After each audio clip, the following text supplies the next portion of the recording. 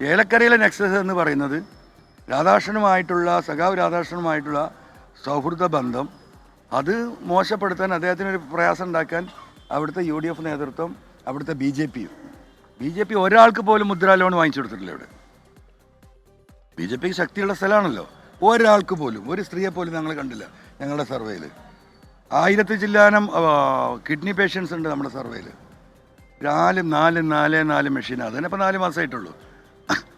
അവിടെ ഞാൻ ചെന്ന് ഇപ്പോൾ ഇവരുടെ ഈ കാര്യങ്ങൾ സംസാരിക്കാൻ വേണ്ടി പോയതാണ്. മെഷീൻ കൊടുക്കുക, അവിടെ ICU ഉണ്ടാകുമ്പോൾ മൂന്നാളുള്ളത്, 3 ബെഡിലാളുണ്ട്. 4ാമത്തെ ആളില്ല. 2 ഷിഫ്റ്റ് വർക്ക് ചെയ്യുന്നത്, 4 സ്റ്റാഫുണ്ട്.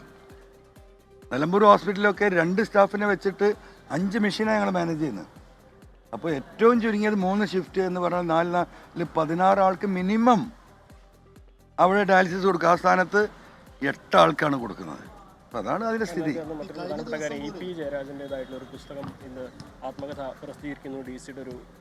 അതെ ഞാൻ പ്രതികരിച്ചില്ല രാവിലെ. അല്ല, അത് സൗഹൃദത്തിലാണല്ലോ. അദ്ദേഹം അപ്പം തന്നെ നിഷേധിച്ചല്ലോ. അദ്ദേഹം അങ്ങനെ പറയുന്നൊരു അഭിപ്രായം എനിക്കില്ല. അദ്ദേഹം പിണറായി വിജയൻ അല്ലല്ലോ. EP is not a Pinarayi Vijayan, മനസ്സിലായില്ലേ? അദ്ദേഹത്തിൻ്റെ ആയിട്ടുള്ള തറവാടിത്തുള്ള വ്യക്തിയാണ്.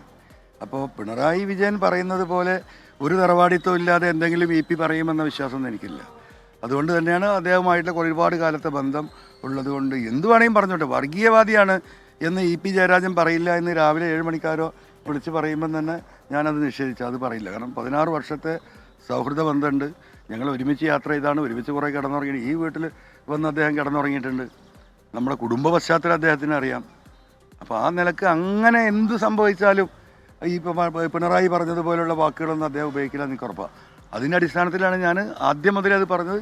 അദ്ദേഹം നിങ്ങളുടെ മുന്നിൽ നിഷേധിക്കുകയും ചെയ്തത്. അല്ല, ഗൂഢാലോചന 100% ഉറപ്പല്ലേ. അത് ചേലക്കരയുമായി ബന്ധപ്പെട്ട ഗൂഢാലോചന, അല്ലെങ്കിൽ പാലക്കാട് ഇലക്ഷന് തലേന്നല്ലേ അത് വരേണ്ടത്. ചേലക്കരയിൽ കമ്മ്യൂണിസ്റ്റ് പാർട്ടിയുടെ 50% പ്രവർത്തകർ. ഞാൻ ആർക്ക് വേണ്ടിയാണ് സംസാരിച്ചത്? ഞാൻ എന്തുകൊണ്ടാണ് ഇപ്പോൾ ഇവിടെ ഈ കോലത്തിൽ നിൽക്കേണ്ടി വന്നത്? CPMലെ സാധാരണക്കാരായ പ്രവർത്തകർക്ക്, പാർട്ടി സെക്രട്ടറിമാർക്ക്, LC സെക്രട്ടറിമാർക്ക് പുറത്തിറങ്ങി നടക്കാൻ വയ്യ, പോലീസ് സ്റ്റേഷനിൽ പോകാൻ വയ്യ, ജനങ്ങളുടെ വിഷയങ്ങൾ സംസാരിക്കാനുള്ള ശേഷിയില്ല, അപമാനിക്കപ്പെടുകയാണ്. ഇവിടുത്തെ ഓട്ടോ തൊഴിലാളികൾ, 2 വീലേഴ്സ്, ടാക്സിക്കാർ, പോലീസ് ഈ പറയുന്ന പോലെ അനാവശ്യമായിട്ട് അവരുടെ അടുത്തുനിന്ന് ഫൈന് പിഴിഞ്ഞെടുക്കുകയാണ്. അവരുടെ ജീവിതം പ്രതിസന്ധിയിലാണ്. ഇതിലിടപെടണം എന്നല്ല ഞാൻ പറഞ്ഞത്. അപ്പോൾ സ്വാഭാവികമായിട്ടും ഈ ശബ്ദം കേട്ട മനുഷ്യർക്ക് മുഴുവൻ ഇത് മനസ്സിലാവുമല്ലോ. അവരുടെ വോട്ടാണ് ഞാൻ ഈ പറയുന്നത്.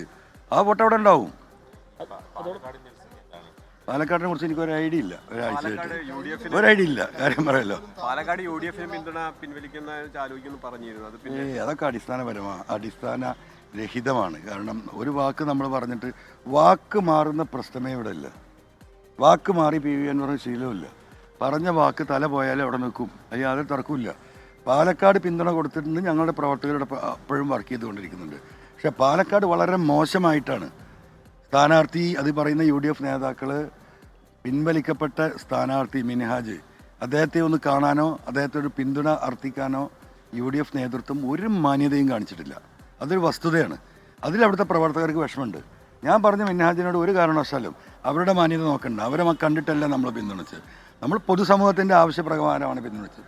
നമ്മൾ മുന്നോട്ട് പോയിട്ട് BJPക്കെതിരെയുള്ള സ്ഥാനാർത്ഥി എന്ന നിലക്ക് ഈ പറയുന്ന രാഹുലിനെ ജയിപ്പിക്കാനുള്ള പ്രവൃത്തിയായിട്ട് മുന്നോട്ട് പോകണം. അതങ്ങനെ നടക്കുന്നുണ്ട്. അതേസമയം തന്നെ പൊന്നാനി പീഡന കേസിലെ ഹൈക്കോടതി ഡിവിഷൻ ബെഞ്ച് ആ പൊന്നാനി പീഡന കേസ് തള്ളിയിട്ടില്ല. ഇങ്ങനെ വാർത്ത കൊടുക്കരുത്. കോടതി എന്താ പറഞ്ഞത്? മാധ്യമങ്ങളോട് സംസാരിക്കുകയായിരുന്നു. PV Anwar മാധ്യമങ്ങളോട് സംസാരിക്കുകയായിരുന്നു. വയനാട് പോളിംഗ് ശതമാനത്തെക്കുറിച്ചാണ് അദ്ദേഹം പറഞ്ഞു തുടങ്ങിയത്. ഒരു പരിധിവരെ ശരിയാണ്. ഈ പറയുന്ന പോളിംഗ് ശതമാനം മതിയാവില്ല, 5 ലക്ഷം ഭൂരിപക്ഷം എന്നൊക്കെ പറയുമ്പോൾ എത്താൻ. അതിനുശേഷം EP ജയരാജൻ അദ്ദേഹം പിന്തുണ പ്രഖ്യാപിക്കുന്നുണ്ട്. EP ജയരാജൻ രാവിലെ മുതൽ അദ്ദേഹത്തിന്റെ സൗഹൃദം വെച്ച് EP ജയരാജൻ പറഞ്ഞ് വിശ്വസിക്കാൻ ഇഷ്ടം. മാത്രമല്ല അൻവർ ഒരു വർഗീയവാദിയാണെന്ന് EP ജയരാജൻ പറയും എന്ന് വിശ്വസിക്കുന്നേയില്ല PV Anwar. ബാക്കി കാര്യങ്ങളും അദ്ദേഹം മാധ്യമങ്ങളോട് സംസാരിക്കുകയായിരുന്നു.